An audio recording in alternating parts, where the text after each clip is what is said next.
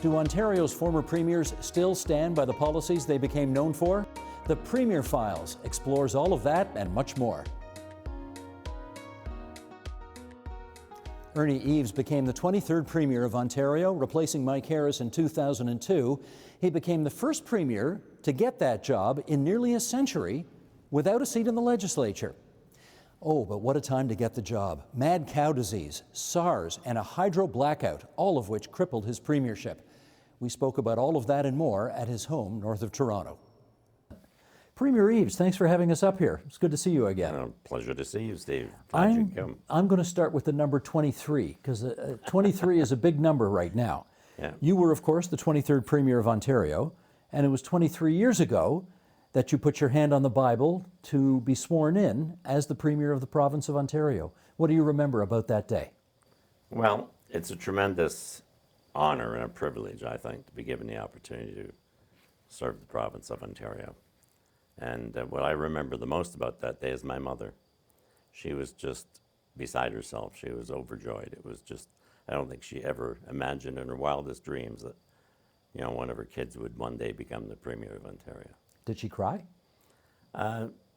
Yes, she did, but she was more happy than tearful that day. If she never thought that you would become Premier, did you ever think you would become Premier? No. It was not part of your plan? No, it was never part of my plan. Some people may find that hard to believe, but I really went into politics like I think the overwhelming majority of elected members do, to serve the public, to do what you can do to make people's lives a bit better. And if you get more responsibility, so much the better, the more you can do for people. Well, let's figure out how this journey started and then went, because it was, I hate to tell you, almost 80 years ago that you were born in Windsor, Ontario. Just tell us about your home life. What was it like? Well, I was, as you know, as you've already done your research, born on June 17th, 1946 in Windsor in the middle of a tornado. There were 2 tornado babies featured in the Windsor Star that day. One was me, and the other one happened to be my cousin. She was also born on the same day. Anyway. Was that prophetic in any way? I don't know. Some people have called me the tornado baby since, but not for that reason, I don't think. No, I grew up in a blue-collar family. They were very apolitical. My dad was very hardworking. He had a grade 12 education. Went to work on the line at Canadian Motor Lamp, which was a company that assembled wheel covers and bumpers and headlight fixtures. In those days, they were later bought out by North American Rockwell. And he started working on the shop floor and eventually became a foreman, then a superintendent, and eventually started his own consulting business to do with the electroplating industry. 2 siblings? Yeah, no, 3. 3 siblings? Yes, 2 sisters. Judy is 3 years younger than I am. My sister Mary is about 15 years younger than I am. And my brother John, who was 9 years younger than I am, unfortunately passed away a few years ago with a heart attack. Was anybody in your either immediate or beyond family engaged in politics? No, nobody, except, there is one exception. My grandfather, whose name was also Ernest Roy, who was the head of transportation at Harm Walkers in Windsor, he thought a lot of Paul Martin Sr. and worked on some of his campaigns. So where did the impulse to run for office at some point down the road, which we'll get to, where did that come from? Well, it's interesting. If you get into a small town like Parry Sound, which is where I ended up, you're always involved in community service of some kind. So I helped start the Big Brothers in Parry Sound with 3 other people. I had been a Big Brother when I was an articling student at McTague Law Firm in Windsor. I became the president of the Kinsman Club in Parry Sound, the golf club, the curling club, the usual things that that people do in a smaller community to serve their community. And I ended up working one summer for a lawyer named Bill Green, W.H. Green, who ironically also came from Windsor, Ontario. And his former partner, Charlie Craig, was elected in 1946, the year I was born, as a Conservative in Parry Sound riding, but never sat a day in the House because he died of a heart attack before he got to sit. So Bill Green was a tremendous influence in my life. And Bill Green believed a lot in social justice. There wasn't not only a stray person, but a stray dog or cat would ever walk past his door that wasn't welcomed in. And I really liked him. He is the one who suggested to me when I was working there, have you ever thought of getting involved in politics? And I said, no. And he said, well, I have a good friend named Gordon Aiken who's running for the Conservatives in the federal election. I think that was the 68 election, I think. Okay. And he said, why don't you go and see if he needs some help? He said he's a very decent, honest guy, the type of person we should have representing us in politics. Were you a conservative at this point? I was nothing at this point. Ironically, Bill Green had been the president of the Liberal Party in Parry Sound for 20 years. But he was suggesting But you he go was work for a suggesting I Tory. go work for a Tory because he believed in the integrity of the individual. And he was also the president, he was the chair of the hospital board, the Board of Education, very involved in community service, but hugely involved in helping Indigenous people. So how'd you end up the Tory candidate for Parry Sound in the 1981 election? Well, because I had got involved at the federal level, as you know, the two often go hand in hand, and I found myself on the local riding association provincially for an individual, Lauren Mack, who was our member at the time. It's a very interesting way I got to know Lauren Mack, too. My former father-in-law, Royce Macklem, ran as an independent against Lauren Mack because he felt that West Parry Sound was never being treated fairly. The riding was about 40% West Parry Sound, 40% East Parry Sound, and 20% Nipissing. And we would always get squeezed out. So I was the first member from West Parry Sound since Charlie Craig, ironically, Bill Green's former partner. So anyway, and actually I think Royce finished second in that election, but Lauren Mack won. So Lauren Mack phoned me and said, look, you were instrumental in Royce's campaign. He said, I'd like to have you on my team. So I joined his riding association, eventually became the head of the riding association. And another ironic thing was that Mike Harris and I were both on his executive. We're both on Lauren Mack's provincial executive. So I got interested. Lauren was a very decent guy, a retired OPP officer. He owned his own furniture store at one time. He owned a school bus operation. He used to drive one of the buses himself. A very affable individual, and again, an honest and decent person. So what happened in the lead up to the 81 election where he's not the candidate anymore? Well, what happened, I'm sure Lauren didn't plan on retiring in 1981. He was elected in 71.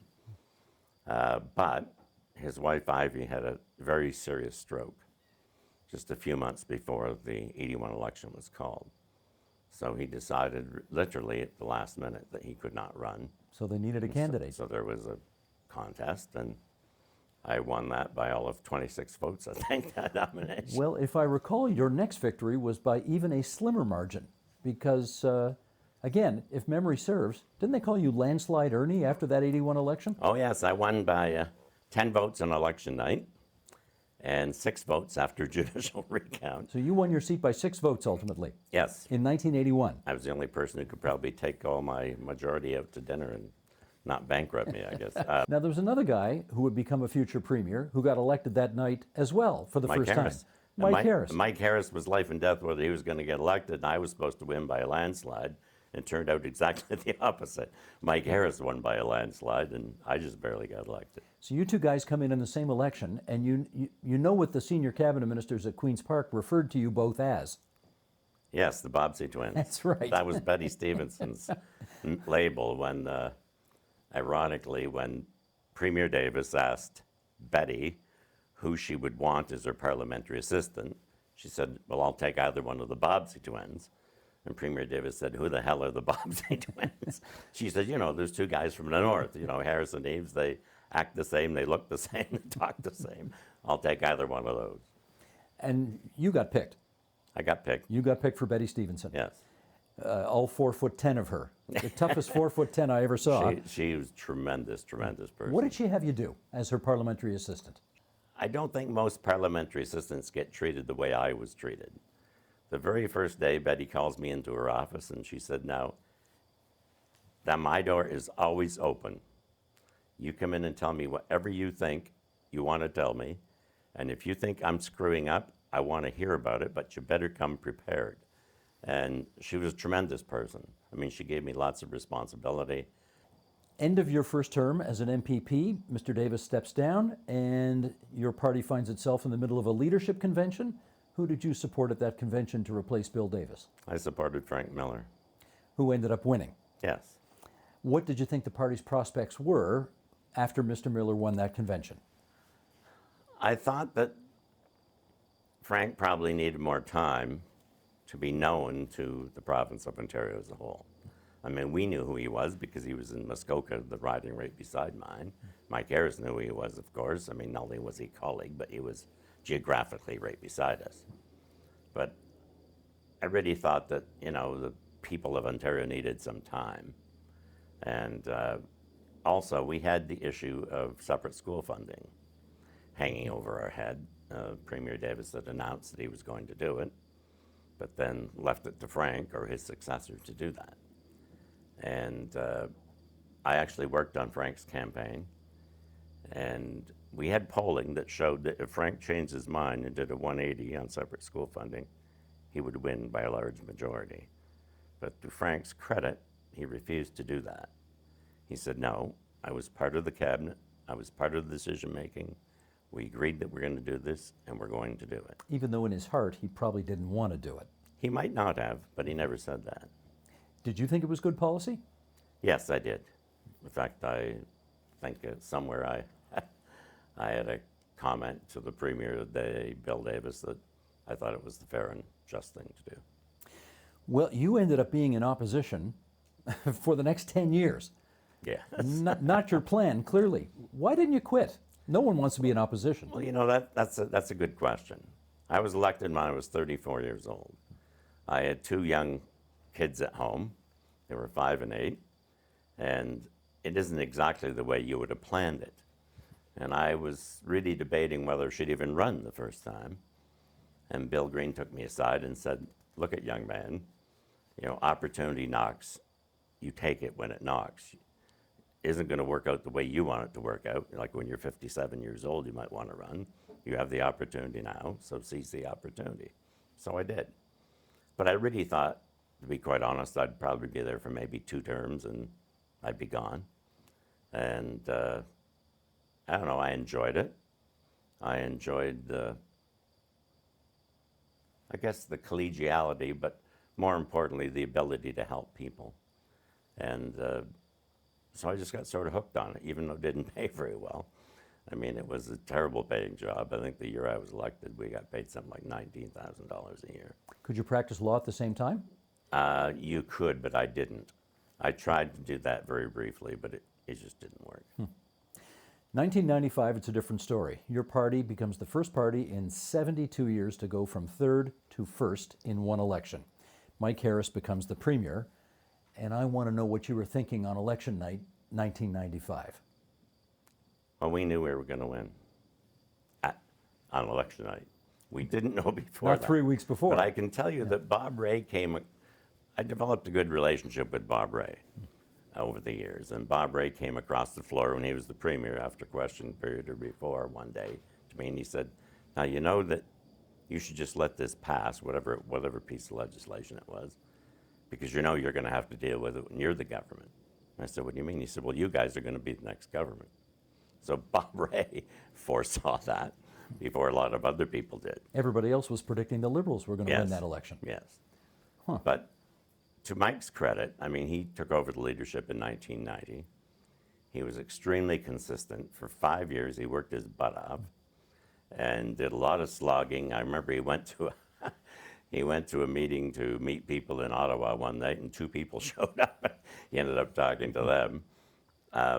There's a lot of stuff that he put in those 5 years that we all ended up benefiting from. And people knew where he stood. They knew exactly what he stood for. He never changed his approach in those 5 years. And he just kept repeating the same thing over and over and over again, which is basically common sense. You know, reduce taxes, cut government abusive spending, and Balance the books. trying to, yes, get out of the way and let the private sector do their job. Well, I remember this time pretty well, and throughout the press gallery at Queen's Park, it was a slam dunk that you were going to be named finance minister.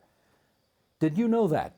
That was news to me. What did I you- mean, I did have some inkling because David Lindsay, you know, wanted to be involved in different things. He got me involved in possible cabinet selection and sent me binders of people to look over, et cetera, et cetera. This is the Premier's Chief of Staff. Yes, and then he also started talking to me about somebody they were thinking of hiring as a deputy finance minister. So I did have some inkling, and Bill Farlinger, of course, was an instrumental part of Mike's team.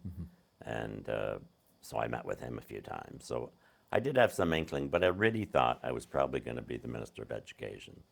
I thought it was a natural. I'd always sort of been involved in education, especially special education, because of my late son, Justin.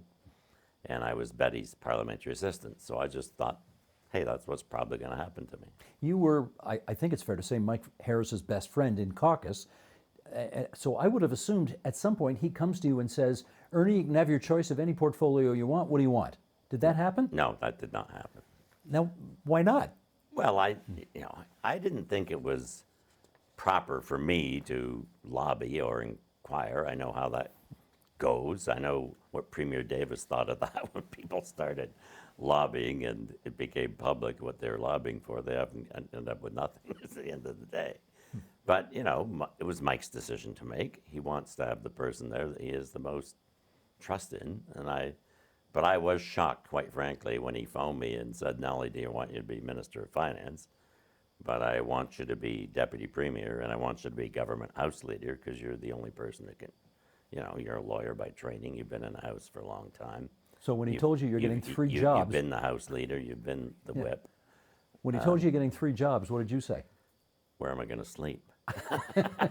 Or am I going to sleep? No, I relished, those were great years. I worked my buns off. Didn't get a lot of sleep, especially during the first few weeks or months that we were the government. I mean, it took a lot of attention, you know, a lot of time being brought up to speed on the finances and deciding exactly what we were going to do and where we're going to go with it. So, and I love I've always liked the House, like being in the House. Some members don't like being in the House. I don't think Mike ever liked going to question period, but I relished going to question period, both in opposition and in government. I just thought I enjoyed the to and fro, the debate in the House. Now, it quickly became apparent after your government was sworn in, June of 1995, that there were going to be demonstrators dogging the government on almost every issue, almost all the time. And I wonder whether those quite huge demonstrations, some of the biggest I think the province has ever seen, whether that actually ever changed anybody's mind or changed policy because of all the opposition. No, I don't believe so. I think that we knew what we wanted to do. We were elected on that basis, and we followed through. I mean, even our harshest critics said, you know, you can complain about Harris all you want. He's doing exactly what he said he was going to do, and we did. It was a huge fiscal challenge to start with. I think the deficit was over $13 billion. And doesn't sound like a lot in today's deficits. No, but on a budget half as big. But it sure as hell was then. Yeah. And we just carried through with our plan. We stuck to our plan. We did make some mistakes.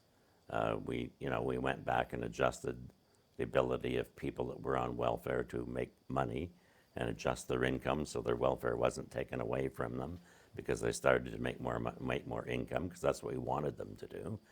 And you know, there were over 1 million people in the first couple of years that went basically from the welfare rolls to the employment rolls in the province of Ontario. And that, you know, they become contributing members of society, which is really what I believe the overwhelming majority of them really wanted to be in the first place. You know, some people find through no fault of their own that they're at the wrong end of the spectrum, and you do what you can to help those people. And I think that that was tremendous turnaround.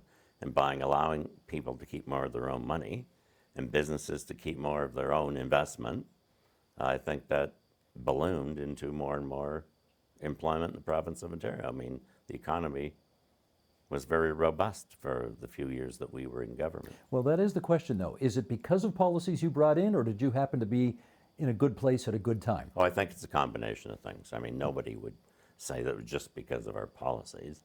I mean, we happened to be there at a good time. There's no doubt about that with respect to interest rates and the economy. But we also helped things along. We encouraged people to come to the province of Ontario. And I think the province of Ontario became the place where people really wanted to go if they were thinking about new investments. We have the geographical advantage, of course, of being close to the United States. That may not be such a great advantage today as it was back then, but back then it was a big, big deal.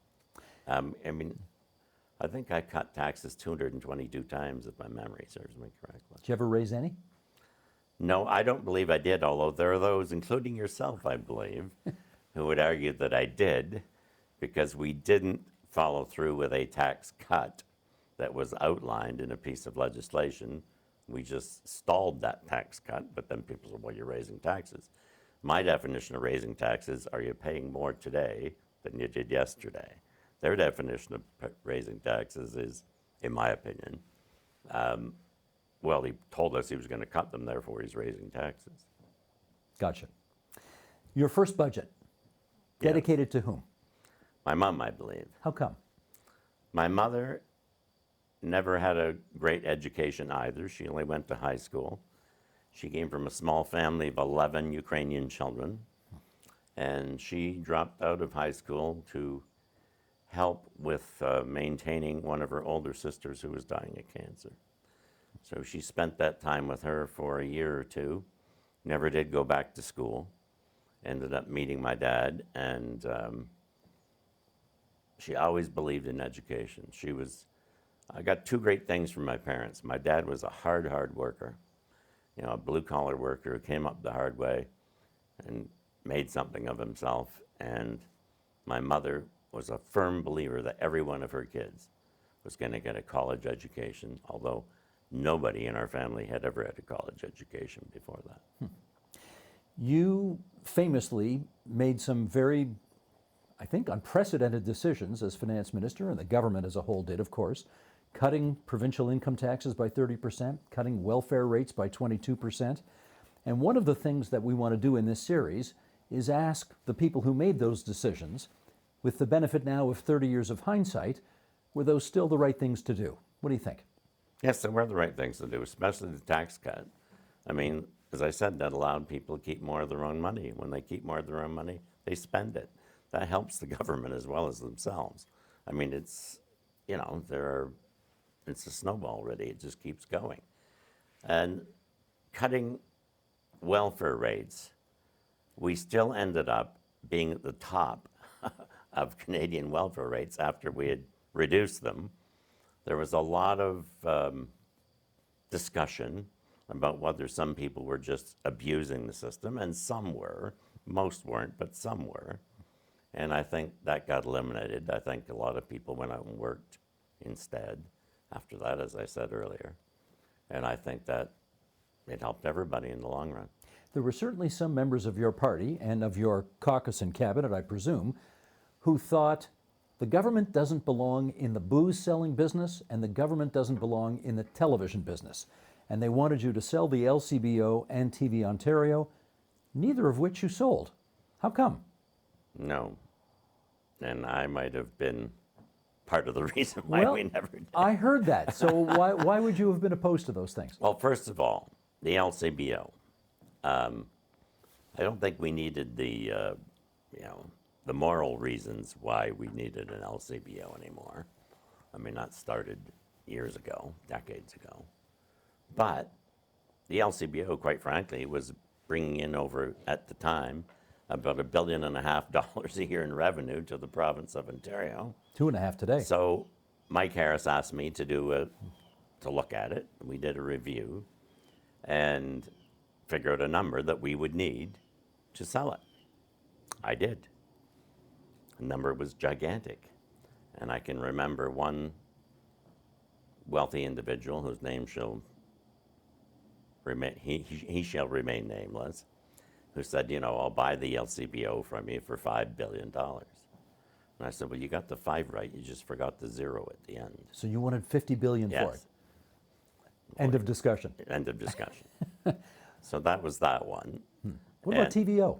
TVO, I firmly believed that, you know, the province needed an educational television station.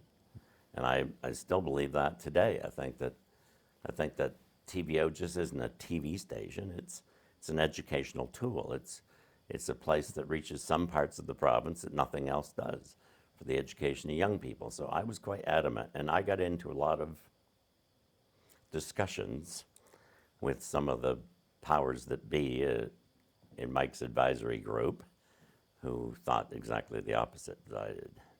How did you manage to prevail over them? Probably having dinners with Mike Harrison. I think Mike trusted me implicitly, and you know that's one thing I have to say. I mean, I really thank Mike for giving me the opportunity to serve in the many capacities that I had a chance to serve in. It's not everybody that gets that opportunity, but he trusted me implicitly. I am sorry to raise this, but we cannot talk about your time in finance without talking about the worst thing that has ever happened to you in your life, and that was the death of your son from a car accident in Parry Sound. How old was Justin when he died? 23. 23. That was on October the 8th, 1995. And, you know, I went from being at the top of the world in June of 95 to the bottom, I guess you'd call it, in October. And it's something you hope never happens to anybody else. People write letters and they send notes and they call and they say, I understand. You can't possibly understand that unless it's happened to you. Nobody ever expects that one of their kids is going to be gone before they are, especially at a young age. And I mean, it was devastating. I mean, it's something that you never forget. A part of you is gone that will never be replaced. But you have to go on. You know, I have a daughter. You have to keep going. And I was fortunate. I had a lot of work to do. You know, and there was something I could go back to. I think I went back to work after about 2 weeks. You know, I really felt sorry for my former wife, Vicki, who had to stay in the house, live in the same place, and was reminded of every single day. You set up a foundation in his name. Yes, we did. We set up this foundation because there are foundations that help younger students, but none that really help, you know, post-secondary students cope when they're going to university. So we set this up to help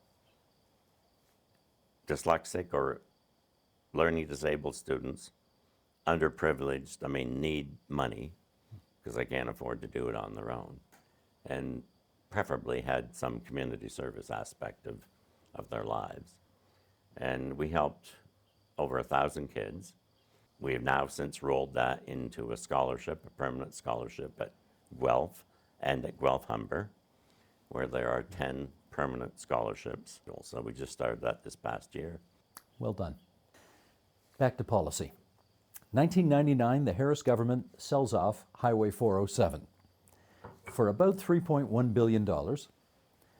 Some people today think it's worth $30 billion. To revisit this decision, how does it look in hindsight? Well, I guess if you put it that way, not great. However, at the time, 407 had been built by the Ray government, or was being built, mostly built. They had planned, actually, to get rid of it. They never got that far.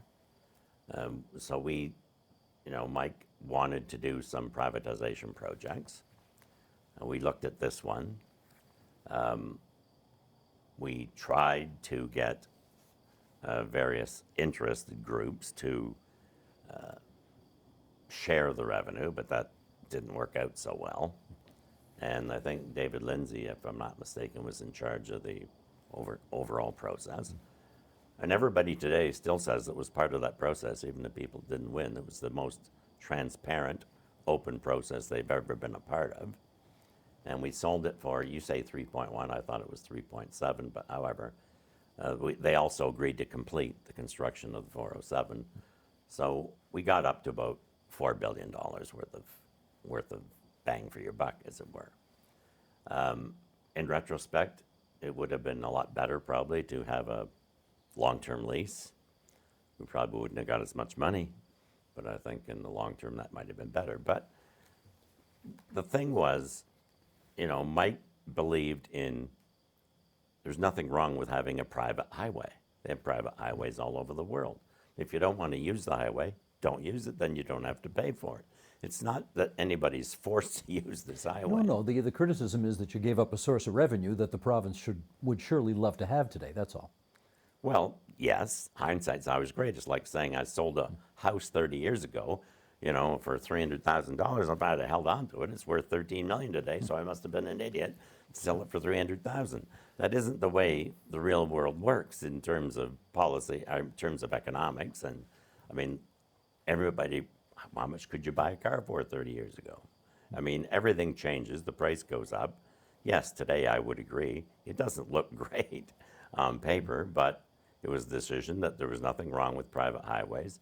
If people if individual or companies in the future wanted to build private highways or private bridges, as long as it didn't stop people from getting from point A to point B. 401's still there. People can still use it. They don't have to use the 407. There's nobody that makes them use the 407. And if they don't like paying the fare, don't use it.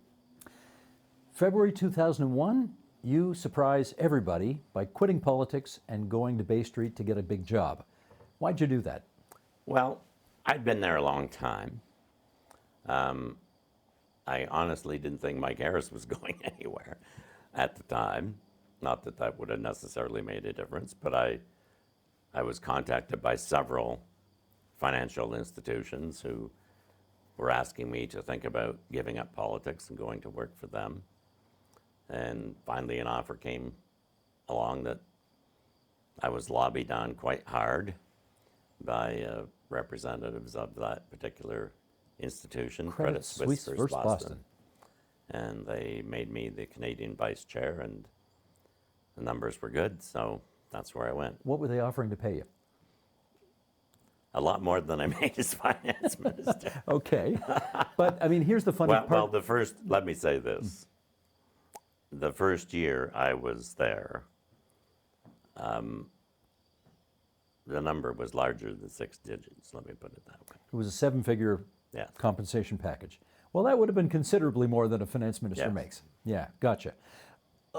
Well, okay, which makes the next question all the more intriguing, I think, because Mike Harris surprised everybody by deciding to step down just not that many months after you left politics, and your phone starts ringing right away from people saying, Ernie, you got to come back. You're the one guy who can help save the silverware here. We need you to contest the leadership of the party. You were doing very well on Bay Street. You'd been in public life 20 years. Why come back? Well, I guess putting it that way doesn't make much sense, does it? However, I still have a sense of public duty. And Bob Runciman was actually the leader of the of the party. I mean, the elected members who led the charge to try and convince me to come back. And he had all kinds of people phoning me, please come back. You're the one person that can maybe win the next election for us. And I felt quite strongly about that. I didn't think we had a great chance of winning the next election, but I thought we had a chance. And if I could be the difference, then so be it. I got lots of advice. I phoned Premier Davis. I asked him for his advice. What did he say? He said, you will never get another chance to be Premier of the province of Ontario. If you lose, the financial community probably won't look too favorably towards you in the future, all of which turned out to be true. But he said, you will have been the Premier, and you will have had a chance to make the difference. I also talked to Bob Rae. I got Bob Rae's advice. Basically the same as Bob Ray, as you know, and even to this day, is a big advocate of public service. He's still doing public service. And Bob Ray and I had developed a decent relationship over the years. We played golf together a few times a year. And when he was thinking of running for the leadership of the Federal Liberal Party, he took me to lunch and wanted to know what I had to say. And I said, Bob, I think you'd be a great leader, a great prime minister, but unfortunately, I don't think that the people are they're going to blame you for the state of the economy when you were the Premier of Ontario. And I don't think you can overcome that. I mean, it's a huge hurdle. Province of Ontario is a big place and a big part of the Canadian economy. My recollection is Mr. Ray said to you, the decisions that he may have regretted in the past never involved deciding to do something. It was deciding not to do something. That's true. And therefore, he said, you should dive in because you'll regret not taking a shot at it. Well, that's true. I mean, I've given that advice to other young people since. I mean, are you going to wake up 5 years from now or 10 years from now and say, what if? There shouldn't be too many what ifs in your life. I mean, there are opportunities that come along in every person's life. And they may seem like they're very difficult at the time. And they are. A lot of them are. But if you don't seize that opportunity or try it, how will you ever know? I mean, you can't be afraid of failing. That's number one. I mean, anybody that's ever made a lot of decisions will know that. I mean, everybody fails at something sooner or later. When you were, so obviously you won your leadership convention pretty easily, actually. It was one of the dullest I ever covered. It was over in 2 ballots, and the outcome was never in doubt. So there was that. You then got sworn in as Premier, and did you know when you were sworn in as Premier that you were the first guy in almost a century to become Premier without a seat in the legislature? No, I didn't think about it at the time. No, I did not think about it. I mean, I understood that was going to be a challenge, obviously, going forward. I don't know if you recall, David Tilson was the member here at the time. Dufferin Peel. Yes. Wellington Dufferin Gray. Peel, Wellington Gray at the time, yes. yes, quite correct. And he had been in the House for quite a while.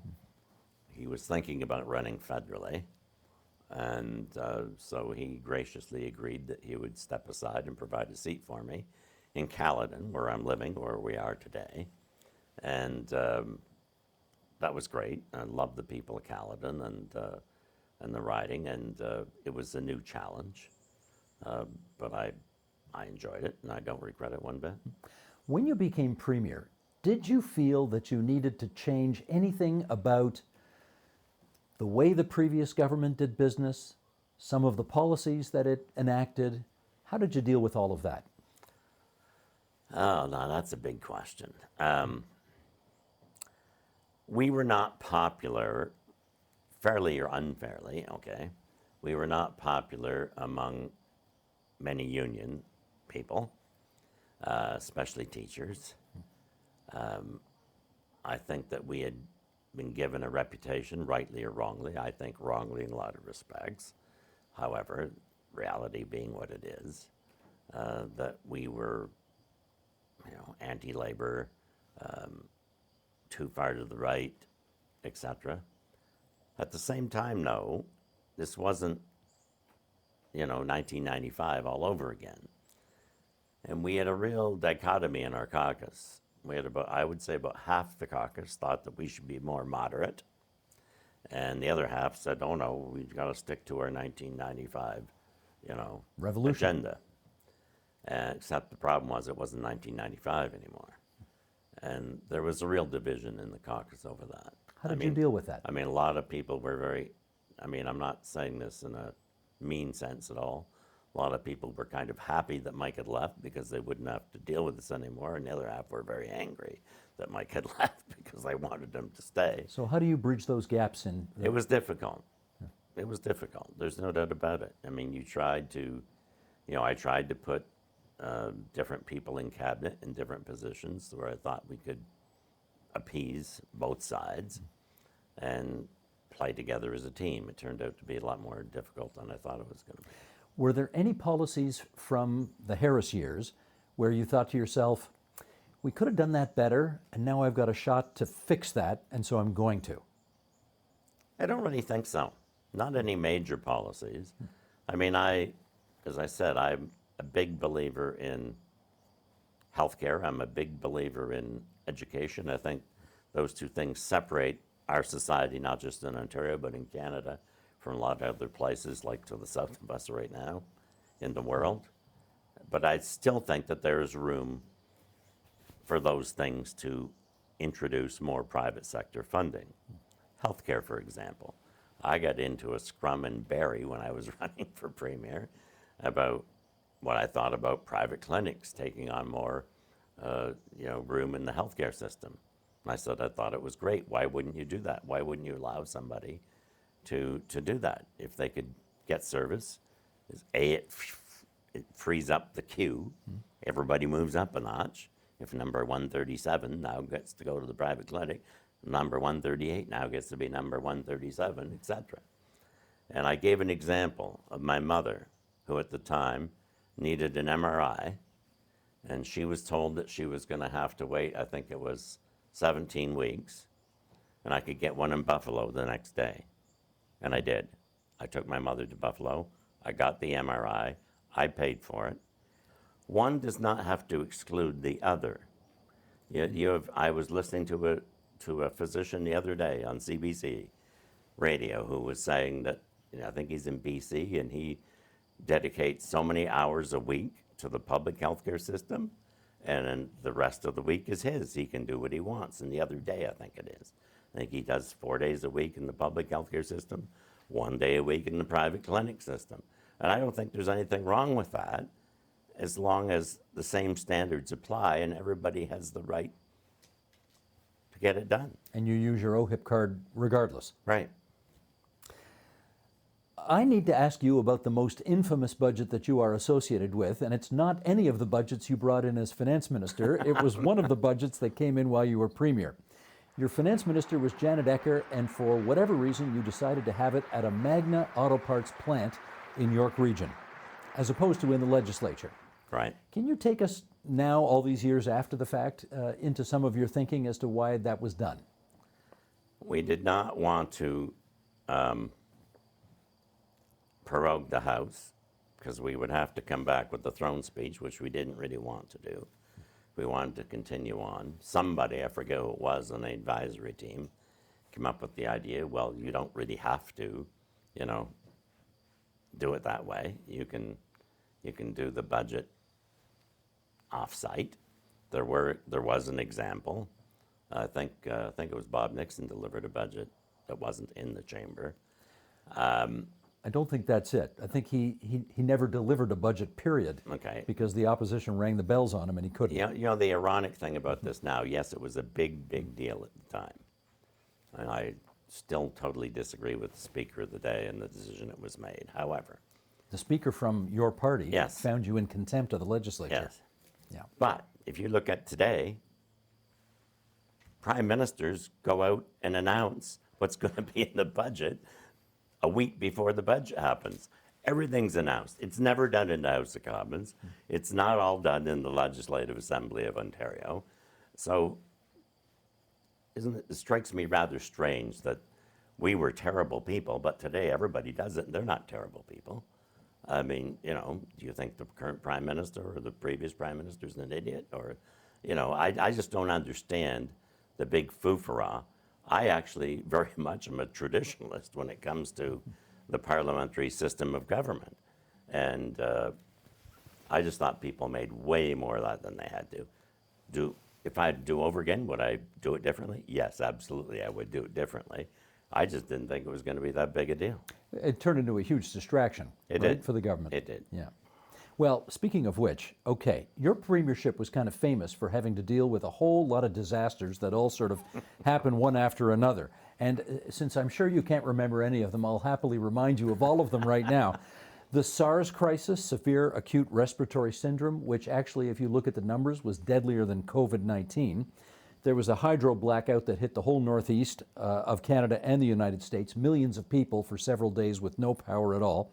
There was a case of mad cow disease, which really dramatically affected our agricultural and beef farming situation here, a major gut punch to the beef farmers. When all of that kind of crap is raining down on the premier of the day, who is ultimately responsible for finding solutions to it all, what's going through your head at the time? You're just plowing ahead. I'm just plowing ahead, trying to get through it. Bill Davis phoned me one day and said, "You've had more problems in, in 10 months than I had in 14 years as Premier of the province of Ontario." But you just got to keep your head down and keep going. I mean, you've got to solve the problem. I'm not worried about electoral prospects. I'm worried about solving that particular problem. And they were all big problems. I'll take you to September 2003. You call the election for October 2nd. How confident were you going into that election that you could beat Dalton McGuinty and remain as Premier? I thought we had a shot. We'd been trailing in most of the polls up until then. I think we'd done some polling that said we might be on an equal footing at that point in time. The decision was, do you run out the 5-year mandate, the legal mandate, or do you adhere to the traditional 4-year mandate? As I said, I was very much a traditionalist, even in spite of my budget being read at Magna. And I really thought that, we should go to the people. We might have done a lot differently if we had have dragged it out for another year, stayed in office for another year, and done more things. The campaign, you know where I'm going here. The campaign was famous for one line in particular. One of your staffers put out a press release that called Dalton McGuinty a, quote, evil reptilian kitten eater from another planet. When that happened, what did you think? I was not having a good day in the campaign bus. That happened. It's a ridiculous statement, obviously. Nobody means that seriously. But this is the type of banter I gathered that goes on between campaign people on both sides all the time. They both say ridiculous things, but this one, of course, went through the roof. Got released. And got a lot of attention. I mean, I still don't know if that had anything to do with the end result of the election, but again, it is what it is. You have to deal with it. You have to take the world as you find it. How tough was election night for you? Well, the results coming in weren't good. I stayed here on election night. I had a couple of staff members workers downstairs, campaign team people downstairs, and we knew that we were probably going to lose. It was just the fact we knew before election day. We all do our own polling. We do internal polling. For us, in the last week, maybe 2 weeks, we're just trying to save as many seats as we possibly can, and we did, I think. However, it was not. But hey, this is democracy. I remember going to the agricultural hall in Orangeville where I spoke, and a lot of very fervent conservatives, booed when I said, I want to congratulate Dalton McGuinty. And I said, hey, stop. This is what democracy is. The people get the right to choose, and the people have chosen. You may not agree with it, but it's our system. It's the way the process works, and I wish them all the best. And I phoned them, and I said, look, if I can be helpful, I'm here to help you help the province of Ontario. That's what it's all about to me. That's what it's always been about. It's not about me. It's about the people. He actually appointed you to something, didn't he? Yes, he did. He appointed me the head of I forget the exact name of it, Trade Advisory Council. Frank Miller, ironically, had done the same job, I believe, for David Peterson. And I enjoyed that job very much. In fact, I enjoyed it so much, and I think we were so successful that they decided that Sandra Pupatello could take this on as a cabinet position, which she did. And look, I don't begrudge that. It is an important job. Even to this day, we have Vic Fideli doing exactly the same thing that Sandra Pupatello did, and I did in a much smaller version before that. So the election's October 2000. And I got paid the princely sum of SIP. I thought it was $1 a year. Well, maybe it was $1 a year. I think they got to give you something. Yeah.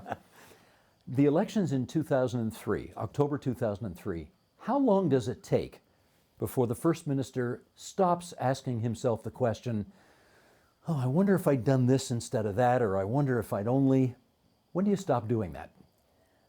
Well, you obviously think about that. Are there things that I could have done that were different that could have had a different result? I think the biggest thing that maybe I could have done was go the full 5-year mandate and see what happened. You know, people screaming every day that, you know, you're not respecting our 4-year democracy tradition, blah, blah, blah. But, you know, it's not nice, but that's the way it is. It's our system. That's our system of government. I mean, when I look at what's happening south of the border right now, our system's a hell of a lot better than theirs if they don't mind me saying so. I mean, we have a responsible system of government where cabinet ministers are responsible to stand up in the House every day and answer questions about any subject without any notice, and that's called responsible government. What they have is a Republican system of government where they elect their president separate from their legislative body. And quite frankly, I hear a lot of people complain about our parliamentary Commonwealth system. I much prefer our system to theirs. As you look back, you were Premier for 1 year and 190 days. What do you look back on and think, I'm glad my government did this? Well, there are lots of things, I suppose. I mean, I'm a big special education person. I always have been, I guess, because of my own personal experience with my late son, Justin. But I think we owe it to people in society to be the best they can be. And lots of people find themselves in unfortunate circumstances and situations through no fault of their own. And I think that's all part of our system. I mean, we look out for each other. It's a collective good. It's not individual rights like it is south of the border. I mean, we have certain basic things that we owe our fellow human beings, whether it's healthcare, education, or whatever. And I just fervently believe in that. I always have. As you look back at that time, do you revisit and think, that's one thing I didn't get done and I wish I did get that done? Oh, quite frankly, to be blunt, I wish I would have stayed. I wish I would have run again, because I'm not saying this with any disrespect to the successor government. I think I could have done a better job. I think that if you look at our campaign program, A Road Ahead, we had lots of things in there that I think would have been extremely beneficial to the province of Ontario for decades to come that never got done. Obviously, every person and every party is going to think that their program is the best and that their suggestions are the best. But I really believe that fervently. I mean, I had small things like I was going to index, disability pensions. I was going to index things so that we didn't have to go through the charade of every 5 years or every 10 years. Now we haven't done anything to help these people for the last 5 years, so now we're going to do it all in a big lump sum. I think some things should just become automatic. I don't think they need political input all the time, or every so many years. You're there to help your fellow human being. The way I regard our system of government is there are lots of us who are more fortunate than others.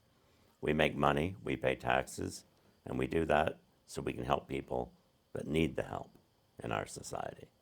I mean, I don't think that the system south of the border quite works like that. I don't think they're too concerned about the person that doesn't have anything, or not as much as we are. I'm not saying there aren't any of them, but I'm saying that isn't what their system of government, in my opinion, is based on the rights of individuals supersedes everything.